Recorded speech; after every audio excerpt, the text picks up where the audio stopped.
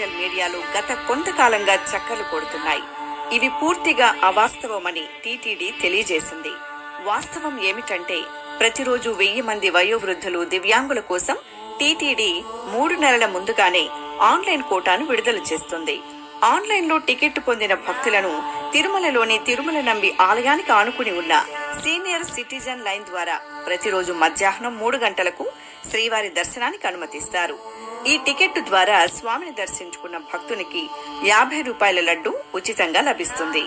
కావున సోషల్ మీడియాలో ప్రచారమవుతున్న తప్పుడు వార్తలు లేదా వదంతులను నమ్మవద్దని టీటీడీ భక్తులకు విజ్ఞప్తి చేసింది.